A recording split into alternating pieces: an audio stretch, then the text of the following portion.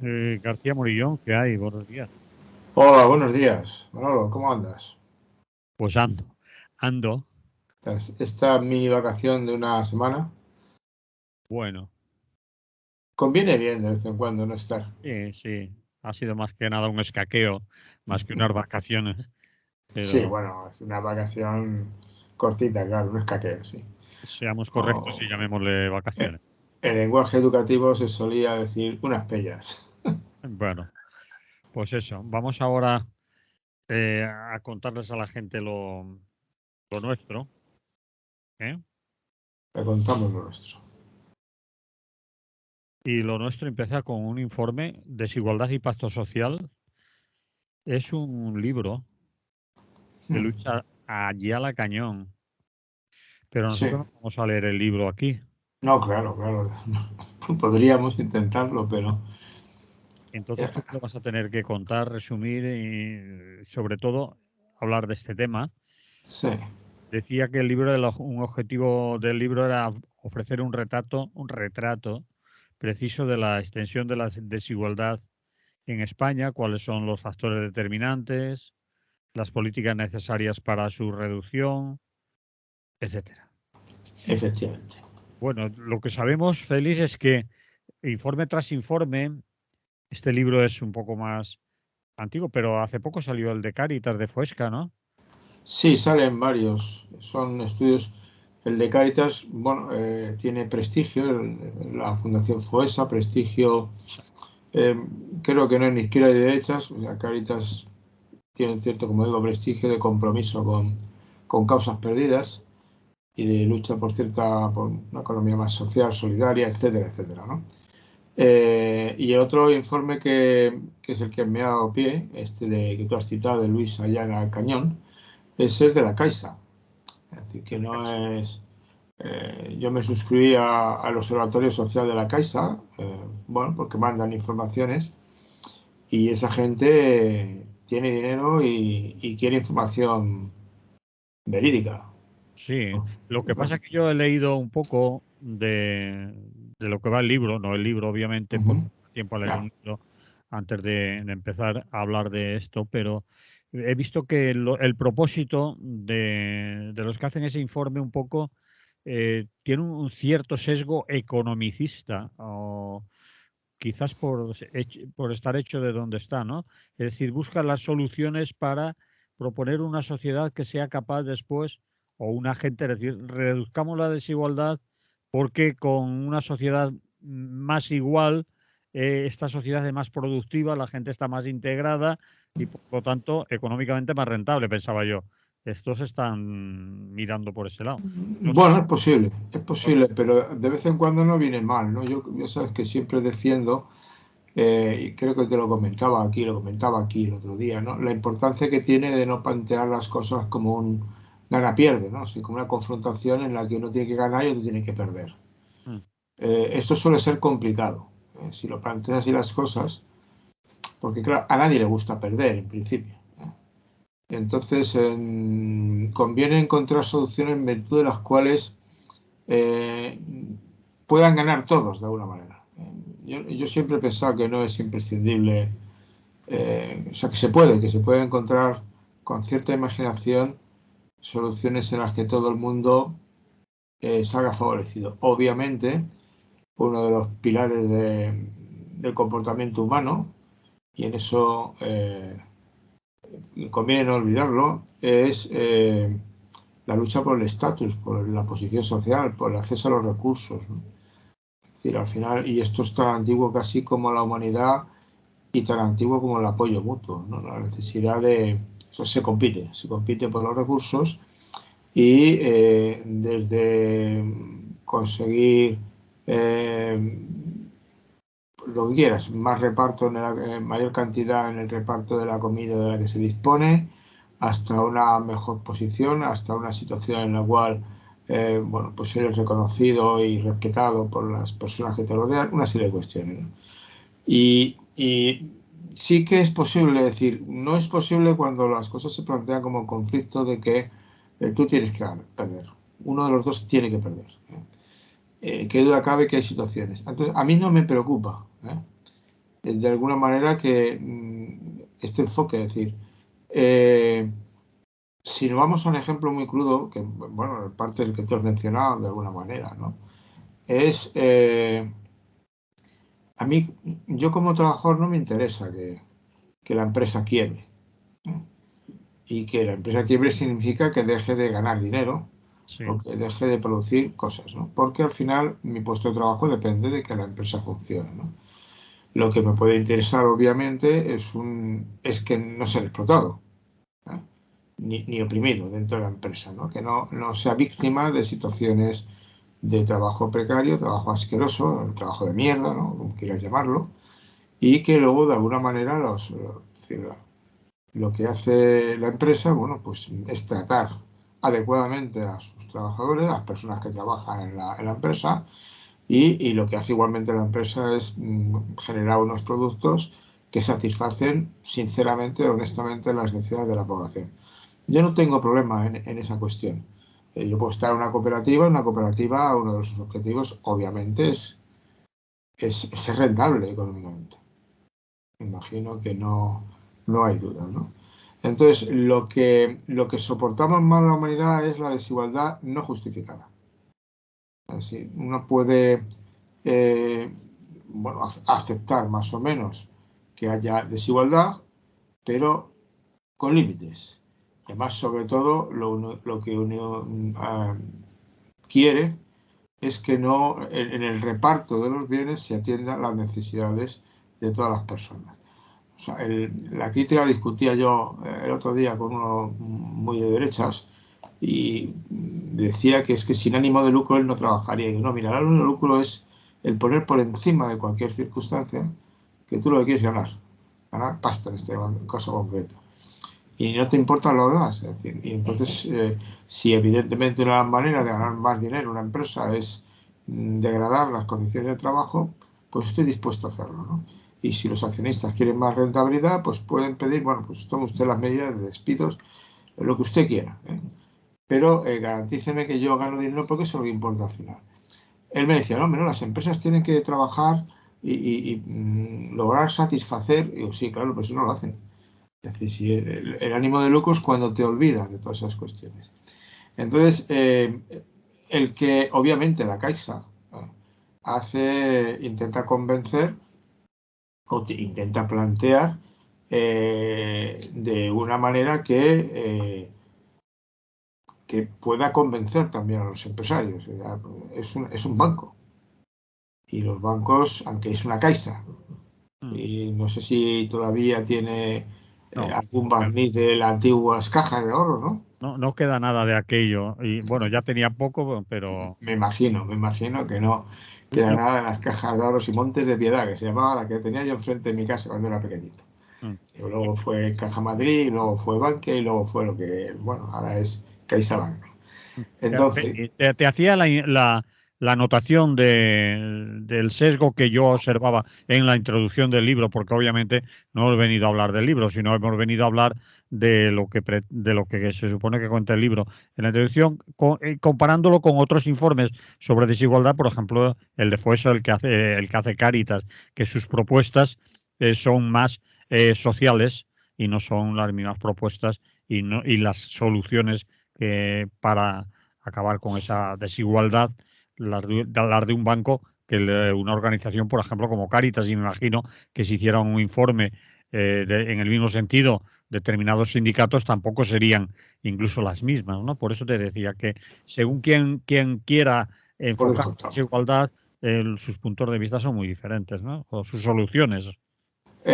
Aquí sobre todo analiza las consecuencias, la tesis que anima el discurso de este texto es que la desigualdad es económicamente nociva. Sí, sí, Es la primera tesis. sí. Que creo que a mí me parece que en este momento de discusión es importante recordárselo.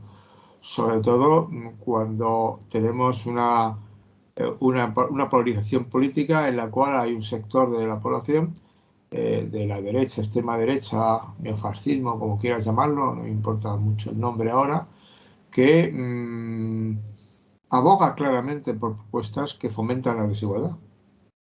pensando que la desigualdad y la competición de ganadores y perdedores es lo que es el motor de la vida económica, el motor del progreso y del futuro. Siempre tenemos a Ayuso para hacer una cita, ¿no? La que decía esta Ayuso de que la juventud española ahora no tiene el sentido del esfuerzo ni de luchar por promocionarse. Claro, lo dice una persona que no ha luchado en su vida por nada, pero bueno, por el poder sí, pero ya colocada, ¿no? Y olvida que, ¿no? que en principio parece que no se entera de que hay gente que no puede, es decir, que tiene unos trabajos de muy mala calidad y que observa que no existe realmente una posibilidad de un ascensor social, de que puedan mejorar sustancialmente, ¿no?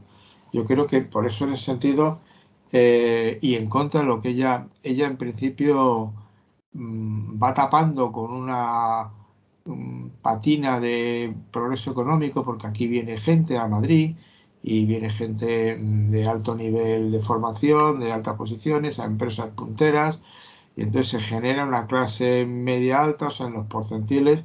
Claro, el pueblo más rico de España es Aravaca, que ahora mismo no te puedo decir si es pueblo o barrio de Madrid, creo que es un distrito de Madrid, no es un pueblo, pero Pozuelo de Aravaca es un pueblo, pero que durante un tiempo ha sido un distrito, ¿no? Está por ahí y tiene los niveles de renta mayores de España. Y entonces, claro, la gente de alguna manera genera un modo de vida que al final no es consciente de que termina siendo un deterioro, ¿no? Entonces, por ejemplo, una cosa, unos datos que te dice el informe en sus primeros. ¿Por qué importa evitar la desigualdad social y económica? ¿Por qué? Es decir, primero, que los países en los que la desigualdad es mayor, la cohesión social también es menor.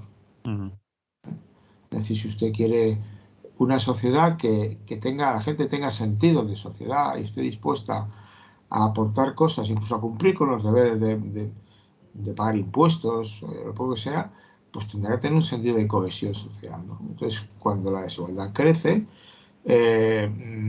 los que tienen más no ven, se olvidan de los que tienen menos, y los que tienen menos ven que el Estado no, porque uno de los factores para limitar la desigualdad es, claro, son los impuestos, ¿no? Y la distribución. Pues no cumple, y entonces, ¿por qué voy a tener un sentido de cohesión social, de que pertenezco a una sociedad y que todas las personas apoyan? Pues si yo veo que no, que a mí no me apoya ni su padre, ¿no? Entonces, lo mismo te dice, ¿qué puede provocar la desigualdad? Pues eso, polarización política y erosión de la calidad de las instituciones de los países democráticos. Que lo hablamos también la última vez que hemos hablado tú y yo, ¿no? Es decir, hoy se están celebrando, ayer, todavía no está claro, pues es que es lento ver completamente los resultados, las elecciones de Estados Unidos, ¿no? Irán cayendo con cuentagotas hoy, ¿no? Bueno, la polarización es brutal, con esa circunstancia peculiar de que encima no está claro, es decir, a Trump no solamente le votan los ricos, sino incluso yo diría que le votan menos los ricos que los pobres. No sé, Posiblemente. pero lo que está claro es que te tienen que votar muchos pobres y muchos Tú verás. desfavorecidos para sacar los resultados que saca. Claro, entonces la desigualdad produce fragmentación, falta de vinculación social, por tanto pérdida del sentido del apoyo mutuo, de la colaboración, pues, no tiene sentido, ¿no? Y también quiebra el crecimiento. Otra cosa que la Caixa puede entender el crecimiento como siempre. Yo supongo que no son tan tontos como para eso, porque yo creo que casi nadie lo entiende como crecimiento del Producto Interior Bruto, aunque al final es el dato que todo el mundo maneja, ¿no? Y es un dato muy claro. Pero sí, en las sociedades se produce un estancamiento. De hecho, el caso de la inmigración, por ejemplo, ilegal, está bastante vinculada con las profundas desigualdades de los países de los que proceden. Las profundas desigualdades en las cuales ya sí que hay la división es mucho mayor. Es decir, hay una mayoría que realmente vive en condiciones de pura subsistencia y solo un sector muy restringido vive en condiciones. Se decía, cuando yo era pequeñito, se decía que la democracia llegaba, hablaban entonces cuando no me acuerdo la cantidad que decía, ¿no? Pero podía ser cuando la gente tenía un salario medio, que sería equivalente ahora a cuando la renta per cápita del país llegaba a los $3.000. Entonces, ¿te acuerdas? $3.000. Hoy día $3.000 yo creo que no tiene ningún país, tienen más. Pero en cualquier caso, en estos momentos podría decir que la democracia llegaría cuando un país pues tiene rentas de 20.000, 15.000, 18.000, 25.000 euros. Pero a continuación dice, ¿y si está bien distribuida? Porque si no está bien distribuida, entonces el famoso índice de Gini o de Gini, como se pronuncia, ¿no? De Gini, te indicaría que, claro, cuando te vas acercando a las cifras de un alto nivel de desigualdad, la inestabilidad es mayor, ¿no? Entonces, ¿y cuáles son las causas de lo que es un hecho? El otro día me llamaba la atención, sé que con esto puedo desviar demasiado el asunto, pero me llamó la atención, quizás por lo que tú decías también antes, ¿no? Cuando veía eso, Ministerio de Igualdad, y sí, se lo dijo a quien iba conmigo, y esto del Ministerio de Igualdad, pues, ¿qué te digo yo? Que no lo entiendo, ¿no? Porque se dedica a una desigualdad específica, que es la desigualdad de género, importante, vive el cielo, pero es una desigualdad específica, pero hay desigualdades muy potentes. Es más, hay desigualdades que están creciendo en estos momentos, así como aunque lentamente están disminuyendo las desigualdades de género, la brecha salarial y estas cuestiones, lo que está incrementándose es la desigualdad económica. No hay ningún ministerio de desigualdad económica, podría haberlo, ¿no? O desigualdades de otro tipo. Entonces yo sí que creo que las causas de la desigualdad actual, bueno, pues una parte que tiene su asunto es la globalización económica, es lo que dice el informe este, ¿no? Es decir, el dinero, el capital, como es un capitalismo muy especulativo, en que hay mucho más dinero circulante del que respondería a los bienes producidos, y ya con los bitcoins debe ser la pera, ya en el nivel del metaverso y el dinero del metaverso, que al final te comprarás metaverso, no creo que te puedes comprar otra cosa, ¿no? Pues eso, eso beneficia, los flujos de capital van a los lugares de trabajo de más cualificación y abandonan los trabajos de menos cualificación, que encima se van degradando más, ¿no? Este desplazamiento refuerza su búsqueda de trabajos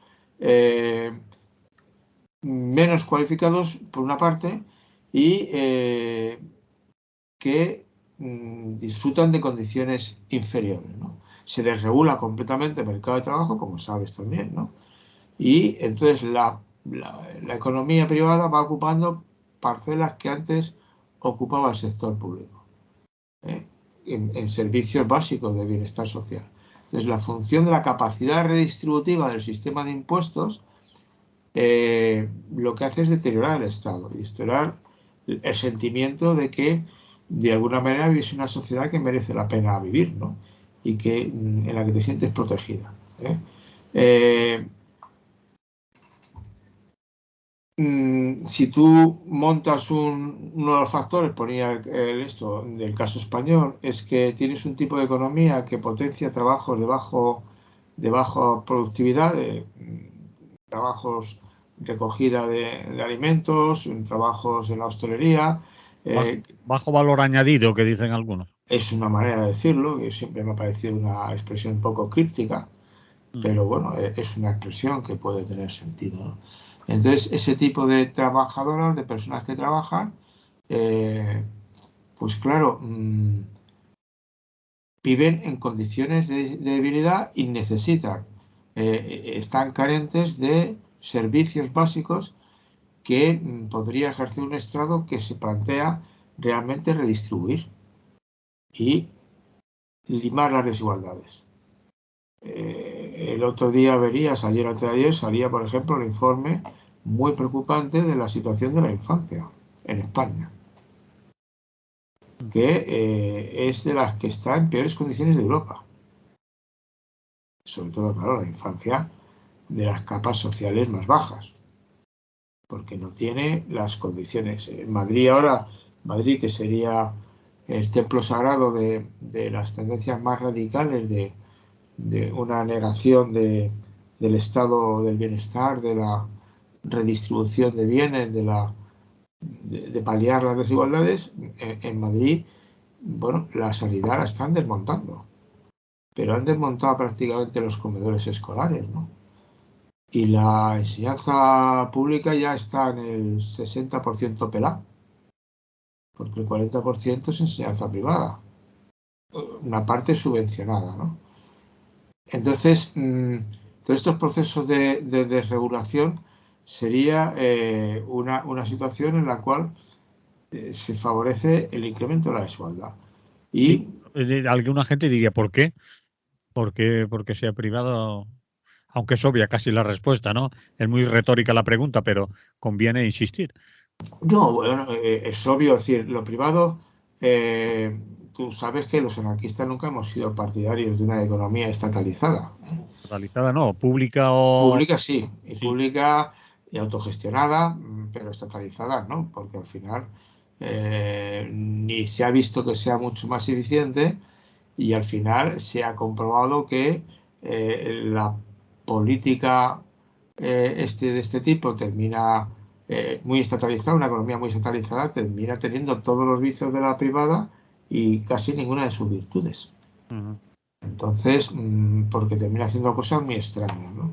Y se convierte en una parte política de amiguetes, en que hay corrupción, hay políticos que sacan tajada, hay una serie de circunstancias y al final no llegan a la gente a la que tenía que llegar, ¿no? Entonces, es decir, privatizar los servicios siempre ha sido, no funciona. No funciona porque por lo que sea, ¿eh? O por la tendencia, quizá te decía antes, esa tendencia muy humana de competir y adquirir posiciones más relevantes y llevarte la parte del león y conseguir ganar más dinero que nadie, tener el mejor coche, todas estas cuestiones, ¿no? La reputación, la mostración social, lo que tú quieras, ¿no? Pero que influyen y al final cuentan, ¿no? Pues termina dejando claro que servicios públicos, hace falta servicios públicos. Si no, no vas a acabar ya ni con siquiera con los servicios públicos garantizas que acabéis con todo, pero sí que evidentemente puedes reducirlo. Es decir, el tema de la sanidad me parece evidente. Como la sanidad no sea gratuita, no gratuita, que nunca va a ser gratuita, sino costeada por todas las personas, Ujú. los que no tienen dinero se van a morir.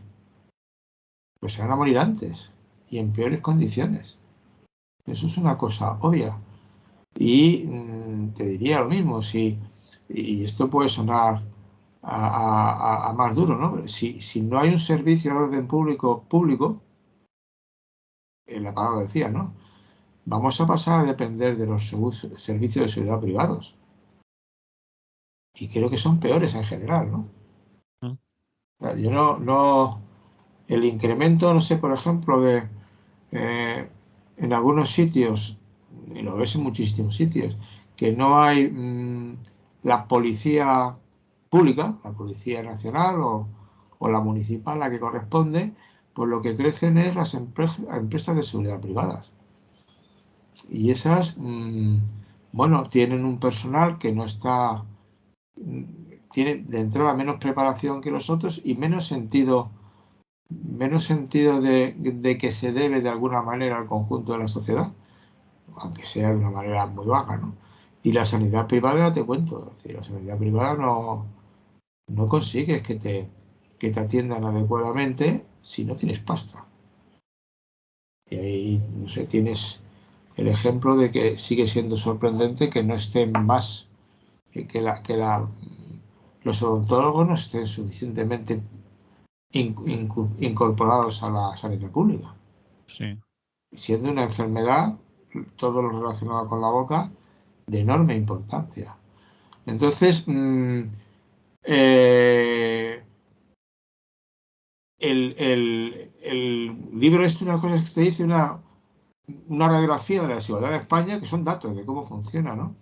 Eh, un primer dato es que España es uno de los países con más desigualdad de Europa, ¿no? Sí. porque depende más de los fases de crecimiento, de los ciclos económicos. Cuando la burbuja inmobiliaria, ¿te acuerdas? Se dispara, luego se hunde, el turismo hace que se dispare, luego se hunde.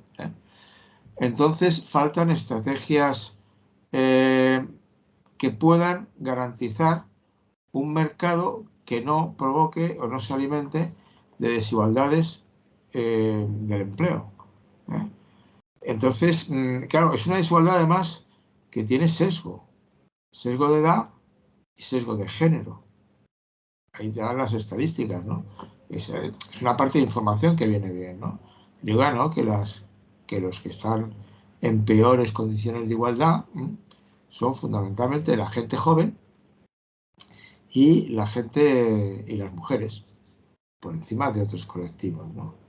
Y la estructura, la cantidad, que no la ha cambiado, esto no lo han cambiado los socialistas, ¿no? El aumento de los contratos temporales, parciales, ¿no? Ahora se llaman indefinidos. Pero como tú sabes bien, estos contratos indefinidos es una cosa muy... Es casi un trabajo temporal, ¿no? Sí, bueno, indefinido es que la palabra a alguna gente le confunde. Definido puede ser que dure un mes, que dure una semana o que dure un año. Su duración, como bien dices, es indefinida. Pero a alguna gente casi le suena a fijo y hay que separar mucho, ¿no? Sí, sí. No, eso se me ha ocurrido ahora. Es como cuando en los votos matrimoniales, contigo juntos hasta indefinidamente. No, no, justos hasta la muerte, es lo serio, lo correcto, ¿no? Eh, Indefinidamente, bueno, ya veremos, ¿no? Bueno, indefinidamente, pues igual son 2 años, ¿eh? O 1 o 27, ¿no? Es lo que dices tú, indefiniciones que no te deja claro cuál es el alcance del compromiso laboral que has adquirido. ujú. No está definido. Pero indefinidamente. ¿Cuánto? No, indefinidamente no. Dígame usted cuánto tiempo, por favor, que yo me sujeto, ¿no? Otra causa de las desigualdades, y ahí viene también, se acerca más a informes de este tipo de Cáritas, ¿no? Bueno, el acceso a la vivienda, ¿no? O sea, España, los jóvenes tienen problemas serios de vivienda, de acceso a una vivienda en condiciones. No voy a hablar ya porque son los datos, no los tengo, pero de la gente de la calle, la gente que vive en la calle o vive en Madrid, algunos núcleos. Uno lo tengo al lado de mi casa, y yo vivo en el distrito de Salamanca, barrio de Goya. Aunque ese justo está ya en el distrito, en el barrio o distrito de Retiro. Pasa la frontera del distrito de Salamanca al distrito de Retiro.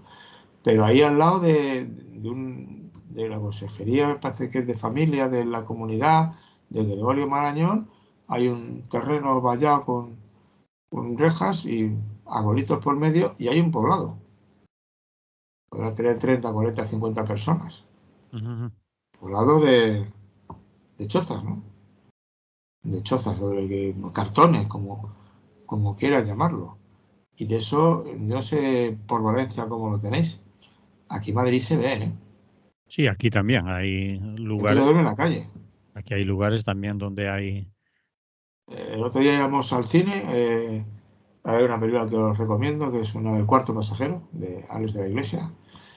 Pero bueno, dejando las recomendaciones cinematográficas, a las 8 de la tarde, en una calle de mucho tráfico, cerca de mi casa, en la calle Narváez, es una de las calles un poco anchitas, con mucho comercio, hay unos cines, a las 8 de la tarde, ya claro, estamos en horario de invierno, es casi de noche, una pareja que podría tener, era difícil saberlo, están en un colchón tapados con mantas en la acera. Punto. Durmiendo. Bueno, durmiendo, haciéndose los dormidos. Mientras nosotros íbamos tranquilamente al cine y luego a cenar por ahí. Lo cual te deja... a mí me deja un poco tocado emocionalmente. Luego no sabes qué hacer, porque al final sé que es un problema muy complicado. Pero la desigualdad en España, por ejemplo, se manifiesta en este tema concreto y perjudica a gentes muy concretas, no a todos, ¿no? Y la desigualdad educativa es otra cosa buena del informe que yo recomiendo ojear para poder esos datos, ¿no? Las desigualdades educativas, ¿no? En este caso, sigue existiendo que los que salen más perjudicados son o hay un sesgo que incide, aparte obviamente de las capacidades cognitivas globalmente consideradas, que son las de mayor importancia, ¿no? Pero quitadas esas, que además esas son más aleatorias, lo que condiciona es el nivel socioeconómico de la familia. El abandono de la escolaridad, o sea, la escolaridad temprana, los 0 a 3 años, que hay toneladas de estudios que te indican que compensa, es decir, que si escolarizas a los niños de los 0 a los 3, o por lo menos de 1 a 3, y luego eso a largo plazo, la correlación entre ese tipo de población y la población que vive en condiciones de marginalidad, pobreza, delincuencia, en concreto delincuencia, que es un dato que a los que viven bien les asusta más, ¿no? Disminuye. Pues la escolarización temprana, el abandono escolar. Se llama abandono escolar no terminar la escolarización obligatoria o terminarla con 18 años o 16, con una cosa que al final, aunque ya se les da el título, no existe aquella dualidad que había en tiempos de que algunos terminaban la enseñanza obligatoria con título y otros sin título, cosa que era un poco hiriente, porque al final la gran responsabilidad de que no terminen con título no es solamente del chaval o de la chavala, sino también de la institución, ¿no? Pero que terminaba sin título, ahora todos terminan con título, pero evidentemente algunos terminan de tal modo que no siguen y que tienen una titulación justita, justita. Bueno, pues en términos de abandono escolar, de oportunidad de cursar estudios terciarios, o sea, llegar, terciarios podría ser la formación profesional de segundo grado, no la de primer grado, ya la de segundo grado y luego los grados universitarios, ¿no?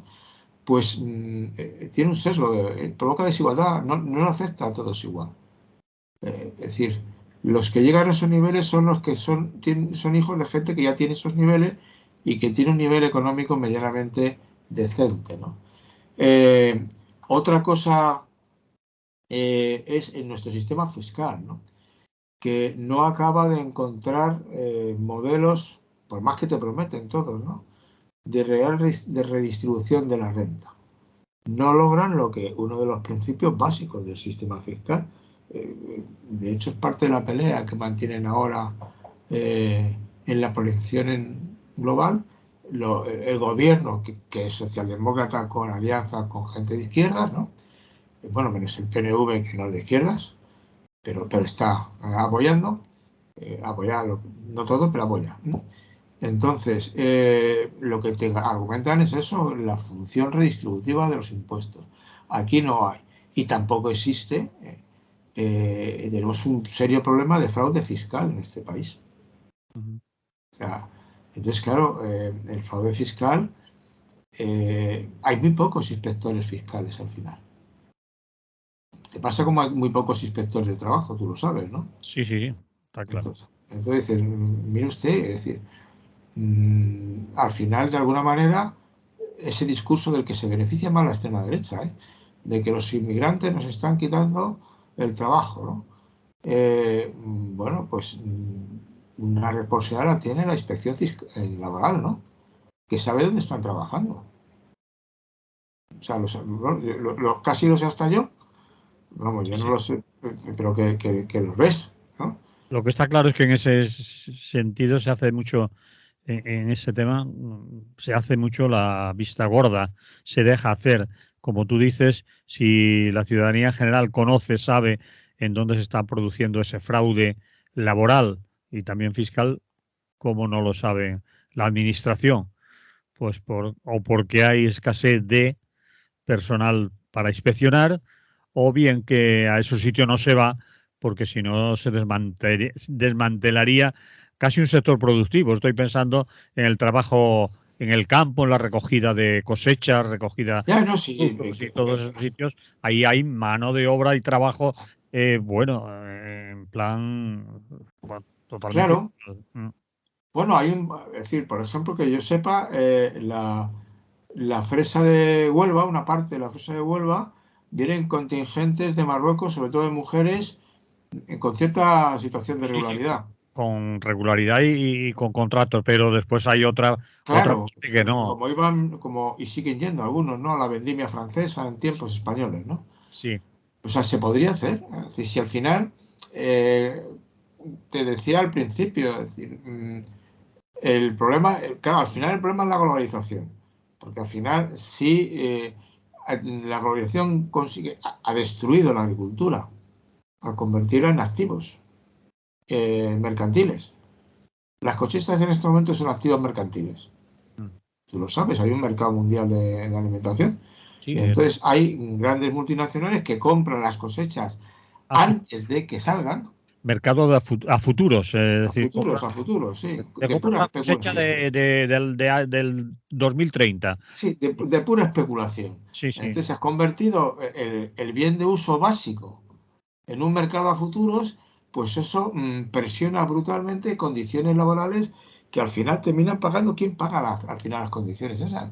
Pues las pagan sustancialmente los de abajo, no las pagan los de arriba. Y entonces, claro, termina viniendo un mercado de gente que trabaja por lo que sea, en condiciones de ilegalidad, con la esperanza de que en 2, 3 años, 4, pueda llegar a ya una condición de legalización, pero eso te permite un fraude colectivo. Y no hay inspectores fiscales como no hay inspectores fiscales como no hay inspectores laborales. Entonces, el fraude fiscal es otra fuente, como decía antes, de desigualdad, como el trabajo ilegal de los inmigrantes es otra fuente de, de ilegalidad, digamos, y de desigualdad. Pero cuídelo usted un poco más, vigile para que garantice y obviamente se avecina una nueva huelga del transporte, ¿no? De los Bueno, camioneros, que hay huele gente, a sucio desde el principio. hay gente por ahí que nos recrimina, incluso a nosotros, pero que recrimina sobre todo a los medios de información generalistas, en que ya eso se le llame huelga, que es un paro Bueno, lo llaman huelga, sí, pero lo llaman huelga porque, pero claro, en principio, claro, es un paro, porque no es son, las un paro huelgas tienen que ser de trabajadores, de trabajadores asalariados claro, no y de pequeños, de autónomos. de autónomos, Los pequeños autónomos, por empresarios. definición, no se pueden poner en huelga.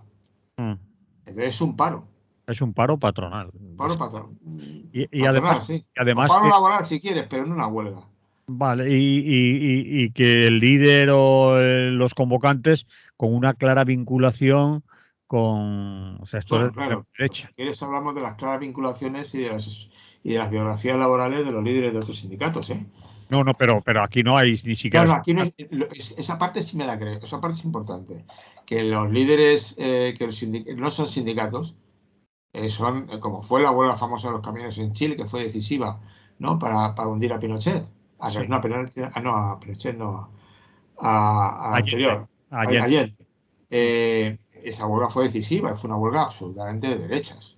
sí, O sea, patronal, un paro patronal, ¿eh? sí. Que eso está incluso prohibido en la Constitución española, los paros patronales. Mm. Me parece que ya se lo dijeron en la huelga, cuando lo hicieron la vez anterior, le recordaron, oiga, ustedes no pueden hacer eso, usted no puede ponerse en paro. Y si se pone, pues sabe que está cometiendo un delito. Y si corta usted una carretera, 2 delitos, ¿no?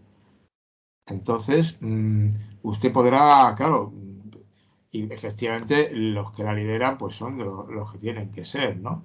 Eh, Por otra parte, decir, y aquí, pero todo eso, claro, lo que tú me estás diciendo ahora, también explicarías otros los artículos, capítulos de ese libro, ¿eh? Eh,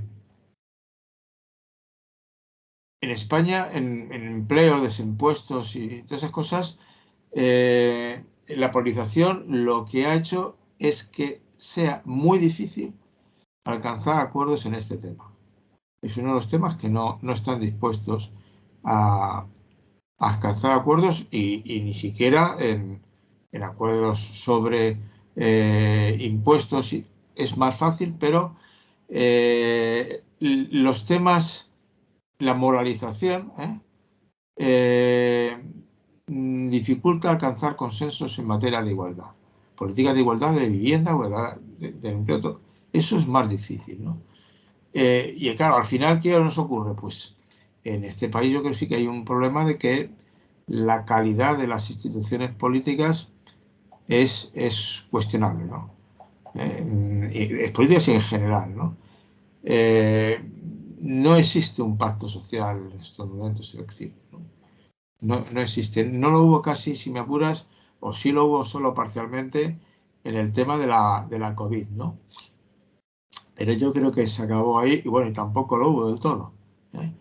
Porque acuérdate, por ejemplo, claro, los que están polarizando en la derecha en concreto, cuando la Ayuso decía que primero los trabajos y luego ya vendría la salud, ¿no? ¿Te acuerdas que lo decía? No solo lo decía, sino que en la medida de lo posible lo practicó. Entonces, todo este conjunto de cuestiones, como te digo, yo sí que sí, vamos, me parece un libro que da datos y son interesantes. Claro, como tú bien dices, dice, ¿y ahora qué hacemos? Bueno, evidentemente no está en la agenda. Y evidentemente conseguir mejorar la igualdad o hacer que disminuya la desigualdad es un tema muy complicado. Hasta ahí llegamos todos, ¿no? Además, no se puede abordar desde un solo. No, tiene que ser, pero claro, pero tiene que haber un compromiso. Porque Muchos al final lo que muchos compromisos y compromisos. unas políticas claras. Mm. Porque al final lo que falta, aquí en esto soy duro, es decir, al final lo que pasa es que no se cree en lo que dicen. Cuando decían nadie se quede atrás. Pero si lo Bueno. dice usted en serio, hágalo. Si han estado ahora con la ley de vivienda, con la política de viviendas, pues chanchullando a puerta cerrada entre PSOE y PP y dejando un montón de enmiendas y de cuestiones que reivindican los movimientos sociales e incluso partidos a la izquierda del PSOE, como Podemos, por ejemplo, y no ha colado, ¿no? Es decir, que No, sigue. no, claro, en los grupos de presión, pues hay grupos que presionan más que otros, ¿no? Y de alguna manera, pues no hay forma humana de conseguir esos acuerdos. Entonces, lo tenemos complicado. Pero obviamente es fácil. Es decir, si usted quiere realmente, hágalo. No me diga que no se puede hacer. Esas son Porque palabras además bonitas. hay expertos muy buenos. Hay gente que sabe cómo se hace. Sí, sí, sí, sí, las soluciones las saben, y ellos también las saben. No, Claro. no tendrían ni que preguntarlo, tendrían que. Hombre, tienes que preguntar a los expertos. Y te Bueno, dicen. preguntar sí, pero yo creo que se lo saben y se lo han explicado muchas veces. Ya, pero al final, lo que yo creo que a los expertos que realmente les asesoran, ¿sabes lo que digo yo siempre? Es decir, les pregunta, los expertos dicen, bueno, ¿quién quiere usted que pague la factura? Eh, y claro, le contestan, hombre, a ser posible que no la paguen fulanito y menganito, ¿no? No creo que lo digan con nombre y apellido, ¿verdad? Pero, claro, puedes hacer unas cosas u otras. Y entonces, según las que hagas, lo de la vivienda tiene, pues además ya solucionar en sitios y se puede seguir solucionando. No sé, ya han abierto, por ejemplo, la segunda cooperativa estas de viviendas de uso, ¿no? En Madrid. Estaba la primera, que es donde tengo familia allí metida, la de Entre Patios, de la que hemos hablado aquí una vez, y ahora ya han hecho otra en Vallecas, ¿no? Vuelve a ser, el problema que todavía esa, por ejemplo, no se le ha ocurrido a un ayuntamiento, ni a la banca por descontado, el generar, el dotar de suelo barato a la gente que quiere hacer eso. Ujú. Ni se le ocurre a los bancos negociar sistemas de crédito de interés ridículo. Sobre todo cuando es una inversión que por las implicaciones que tiene parece bastante sólida. O sea, en la que el riesgo de pérdidas no es notorio, ¿no? Ujú. Entonces, oiga, eso se puede hacer, ¿no? Si usted quiere, lo hará. No veo ningún problema en el asunto. Igual que yo me imagino, es decir, que el problema de la desigualdad extrema ya, los que duermen en la calle, yo supongo, es que es muy difícil, me imagino que no. Yo no, quizás yo no tenga capacidad para hacerlo, ni sé dónde, bueno, estoy dedicado a otras cosas, pero me imagino, si a lo mejor tienes en Madrid, no lo sé, imagínate que hay 5.000 personas, no lo sé cuántas hay, no tengo ni idea de las que viven en la calle. Y algunas ya con un nivel de deterioro muy elevado de socialización y de todo, ¿no? y con situaciones tan peculiares como mi mujer trabajaba en Cáritas un tiempo asesorando a gente de este tipo. Algunos decían, no, yo no puedo ir porque me roban en el albergue, ¿no? O sea, situaciones de mucho deterioro en general, ¿no? Pero me imagino que es fácil, ¿no? Que se puede montar rápidamente, eh, no te diría campos de refugiados, pero albergues bien dotados, dignamente dotados, en los cuales no se sientan como prisioneros, sino que además dotados con servicios sociales, servicios sanitarios, o sea, bien dotados, porque al final se merecen más que otros porque son los perdedores y no les puedes estigmatizar ni culpabilizar, sino sobre todo ayudarles, y que es la obligación, no son seres humanos con dignidad. Entonces, supongo que es que ni siquiera es caro, supongo. Sí, sí. Entonces es un problema de voluntad. En muchos casos sí. Yo diría que casi siempre es problema de voluntad política, de diligencia, de presupuestarlo, de ponerlo en las prioridades políticas, porque ahí están año tras año y legislatura tras legislatura prometiendo viviendas sociales. Vamos a hacer, después descubres, aparece una información de que hay montones de viviendas de propiedad pública, pero que hay que rehabilitarlas, pero que hay que adecuarlas para poder ser repartidas y para poder ser utilizadas, porque están en malas condiciones, pero están cerradas años y años y no y mientras la gente o está siendo desahuciada y no tiene solución habitacional, porque los públicos no se lo puede ofrecer, pero sí que tiene recursos si hubiera habido diligencia y hubiera habido prontitud en la ejecución de las palabras bonitas, ¿no? Que después Claro. sin presupuesto y sin eso se quedan en nada, ¿no? Porque Y sin voluntad de seguimiento de esas cuestiones, ¿no? Sin voluntad, porque esas cosas son trabajos a medio y largo plazo. Y entonces tú no puedes hacer una política y querer ver los resultados al día siguiente, ¿no? Tienes que apostar, ¿eh? Yo compartía ayer, no sé si lo has visto antes de ayer, es una chorradita, ¿eh? Pero que me parece, es un ejemplo, ¿no? El río Manzanares de Madrid, que bueno, es un río cachondo, porque es diminuto, tienes que llevar un poco la lupa para ver dónde está, ¿no? pero es río y todo. Sí, sí, es río oficialmente. Pues Además, tenéis, nace tenéis, en el Parque Nacional de Guadarrama y yo me bañaba en las pozas de arriba del todo y ahora está prohibidísimo, pero bueno, pues un riachuelo pequeñito, ¿no?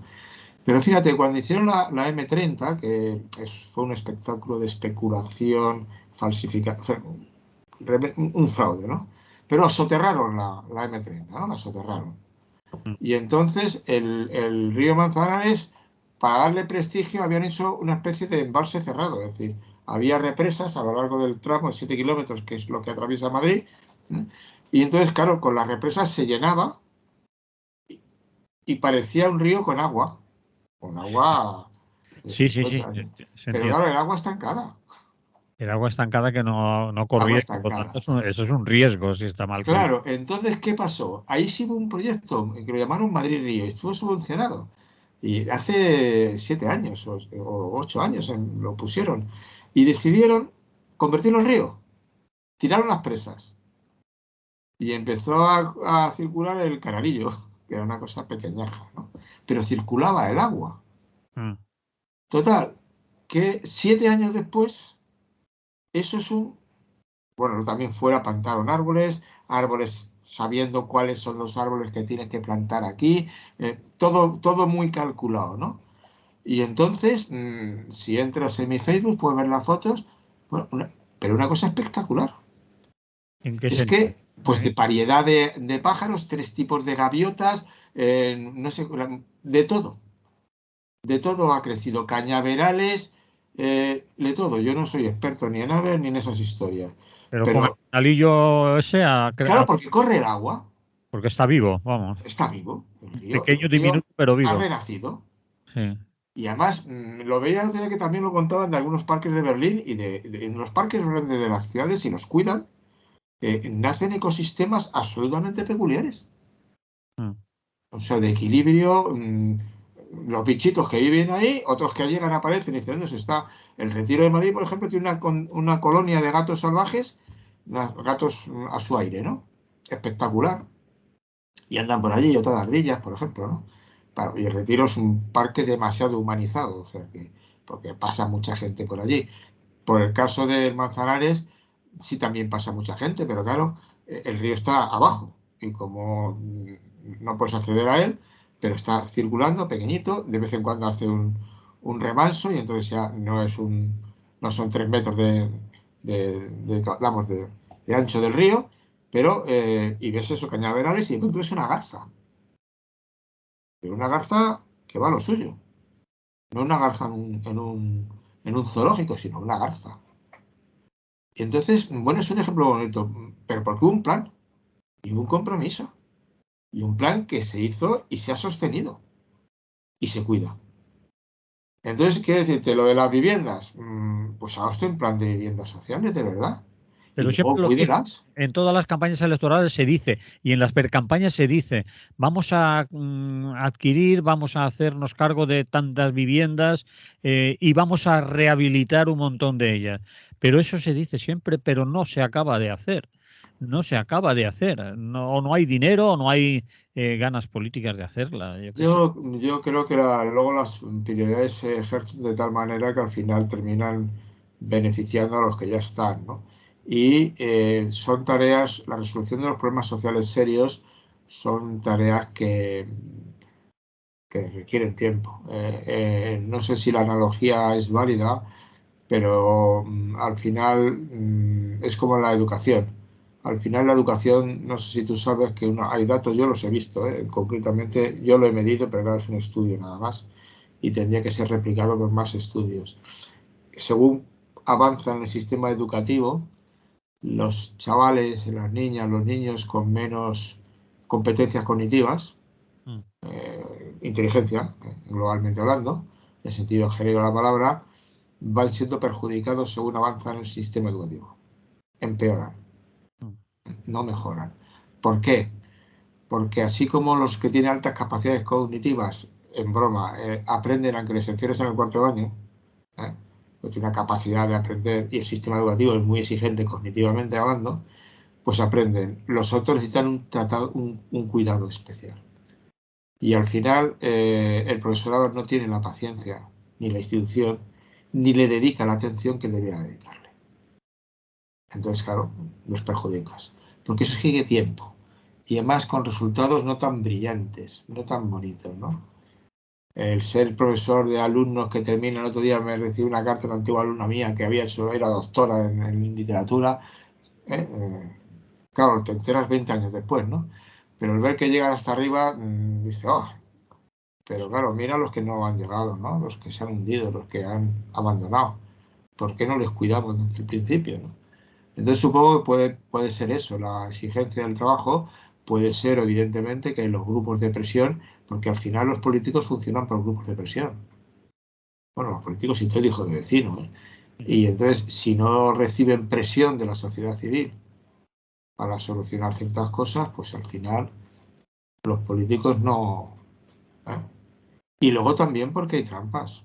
Trampas en las que las responsabilidades son diluidas, ¿no? Por ejemplo, eh, el parque de Doñana. Me comentaba a mí, gente informada en principio, que los gobiernos socialistas no lo han solucionado. Cuando No, han entrado los del PP, no lo solucionan. sí. Y me decía, mira, en el fondo es que ninguno quiere solucionarlo porque saben que en el momento que lo solucionen de verdad, Pierden un montón de votos pierde, porque hay un montón pierde de un montón de gente votos. que tiene pozos Porque, ilegales y y no solamente los dueños, sino los trabajadores y mucha gente. Ujú, Las complicidades son muy amplias, ¿eh? Muy amplias. ujú. Entonces, claro, es decir, que al final no es aquella frase que todos los países tienen los gobernantes que se merecen, ¿eh? Pero a veces los países no luchan lo suficiente, las sociedades civiles, como para estar dando la matraca constantemente y no luchan el suficiente número de personas y con la suficiente coherencia. No lo sé, pero es una pena. Y entonces lo de las desigualdades, a mí yo sí soy de los que piensa que las desigualdades, y además las económicas, todas, las económicas son, yo creo que son las más graves, ¿no? Por orden de, si me preguntas, ¿cuáles son la desigualdad siempre es mala, ¿no? Bueno, la desigualdad, si sobre todos fuéramos iguales, sería espantoso. Las desigualdades discriminativas, ¿no? Discriminatorias. La primera para mí siempre ha sido la económica. Es decir, creo que es el sustento del resto. La segunda, en estos momentos, sigue siendo para mí digamos, la de género. Sigue siendo una de las. Sobre todo porque son graves y afectan a mucha gente. La económica afecta pues, a todos. Las mujeres a la mitad de la población. Y luego la siguiente, obviamente, ya sería todo lo relacionado con las desigualdades mundiales, es decir, la inmigración, por ejemplo. Y ahora está el escándalo que está saliendo de lo de la frontera de Ceuta, ¿no? Melilla. Eso de Melilla, perdón. Pues mire usted lo que hay, ¿no? No, el salto fue en Ceuta, ¿no? Llama a hacer dudar. Yo juraría que es que lo tengo reciente, Feliz. porque creo que fue porque también fue allí lo de los tiros en el mar, ¿no? Me parece que fue en Ceuta, pero es igual, ¿no? La- Igual no es, porque no, ya, ya sabes cuál es mi teoría sobre esto. hombre, que es igual quiere decirte que no, en estos momentos dudamos los dos. Yo es que ayer escuchando me parece que es Ceuta, sí. Porque los que han ido, los parlamentarios, habían ido a hablar con la gente en Ceuta, con las autoridades de Ceuta, de ver in situ la situación de la valla. Que la valla con tirolinas era de Ceuta, me parece. Melilla. Ah, Melilla. Ale, Pues, ahora vale. cuando acabemos, ¿Eh? ahora te copias 50 veces. Lo de la valla es Melilla. Lo de la valla es Melilla. Vale. Lo de la valla, Si tú 50 veces. supieras los despistes que tengo yo a lo largo del día. No, pero es que ya me has No, no, hecho, que me me has parece hecho bien. dudar y le he tenido que mirar, pero es Pero Melilla. hemos dicho, yo te he dicho realmente en Ceuta y dices tú Melilla. Digo, pues yo juraría que es Ceuta, pero me dices, no, es Melilla. Pues Melilla. Pues no, es que ya lo he comprobado porque más es más. Ya, sí, pero ves, ese tipo de datos lo interesante que tiene es que no conviene discutir mucho sobre ellos porque uno de los dos se equivoca y a mí no me importa ser el que se equivoca. A mí no me Pero la importa. gente puede pensar, bueno, esos tíos no se enteran ni de la valla donde está o qué. Bueno, me parece que es un mal pensamiento inadecuado. Si me juzgan por eso, cada uno puede juzgar por lo que quiera. Feliz. Vamos a acabar con un poco de risas porque tenemos que acabar. Pero Ya, si, no, pero quiero decirte que, bueno, si hay sí, dos, claro. si hay dos vallas y tenemos una duda entre dos y encima insistimos en la que no es, No, y, no y yo he insistido, y yo he encima le insistido. dimos a la gente que nos importa un bledo, No, no que he sea, dicho, porque nos da no, no igual. no he dicho eso. No, no, no mejor. No mejor. Hombre, Jorobes, quiero decir. eh, en fin. De Bien, hecho, de hecho, bueno, no voy a entrar. El dilo, dilo, principio, dilo, dilo. no, yo sí, creo es que ayer lo discutía con alguien y se lo decía. Una cosa fundamental para poder hablar con la gente es estar tranquilo ante la posibilidad de que tú estés equivocado. Sí, hombre, si fuera una equivocación grosera y que tuviera perjuicios, Entonces, quiero decirte perjudicar que a eso, alguien, pero eh, eh, yo creo que es uno de los errores tremendos cuando la gente está emperrada o considera degradante para uno mismo el reconocer en público, pues me he me he equivocado. equivocado. Vale. Yo pensaba que era así, pero no, entre otras cosas, porque claro, ya no lo voy a hacer, a ti te da tiempo a mirarlo. Sí, ya me has Pero puesto nervioso y he tenido que pues, mirar. es que además, si yo no me centro más en lo que estoy diciendo, va a ser peor todavía. Tú puedes un momento desconectar que me escuchas y no es menos grave. No digo que hayas desconectado, ¿no? Pero en cualquier caso, este tipo de datos, hoy día con Internet en la mano, y de hecho yo cuando escribo, una cosa que tengo que estar escribiendo ahora, cuando voy a meter una fecha y tal, normalmente cotejo con Wikipedia, porque a otras cosas Wikipedia nos decía, pero en general decía, pero no, bueno, con cuidado. Pero para fechas, cuándo nació no sé quién, en qué año fue no sé cuántos, te lo dice.